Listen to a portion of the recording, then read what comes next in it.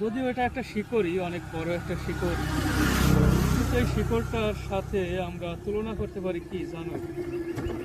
সেটা হচ্ছে মানুষ কিন্তু পাপ করে, আমরাও পাপের ঊর্ধ্বে না। এই পাপ করে, ধরো এই যে একটা শিকড় মানে একটা পাপের একটা ফিতা বলা চলে।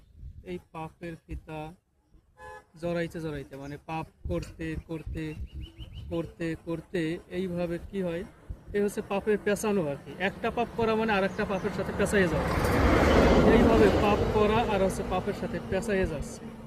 এইভাবে পেঁচাইতে পেঁচাইতে পেঁচাইতে কিন্তু অনেকগুলো পাপ জমা হয়ে গেছে। যখন অনেকগুলো পাপ জমা হয়ে যায় তখন কিন্তু কি হয়, পাপে আরো বংশ বিস্তার করতে চেষ্টা করে।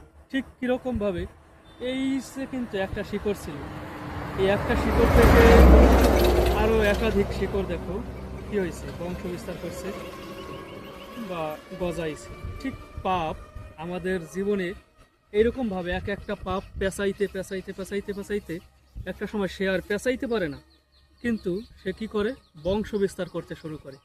আর এই বংশ বিস্তারটা ঠিক এইভাবে হয়। এই যে একটা শিকড় থেকে দুইটা, তিনটা, চারটা, পাঁচটা শিকড় এখানে আছে।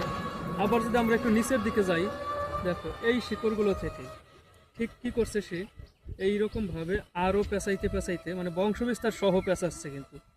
এভাবে এভাবে একদম শেষ পর্যায়ে গিয়া কি হচ্ছে দেখা যায়, আরো এরকম ভাবে আরো কি করা হচ্ছে, এই যে যে বংশ বিস্তার কিন্তু এইরকম ভাবে একটা থেকে আরো অসংখ্য বংশ বিস্তার করতেছে।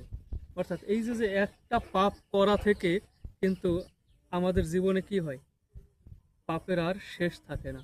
এই কারণে আমাদের চেষ্টা করা উচিত পাপটাকে শুরুতেই, যখন আমরা বুঝতে পারবো যে আমরা পাপ করতেছি, তখন আমাদের একটা প্যাচের সাথে আর একটা প্যাচ লাগার আগেই আমাদের এখান থেকে ঠিক এভাবে কি করা উচিত, দুইটা পাপকে ছিন্ন করে এভাবে ফেলে দেওয়া উচিত। আর আমাদের পাপ মুক্ত জীবনে আপনাদের সবাইকে স্বাগত।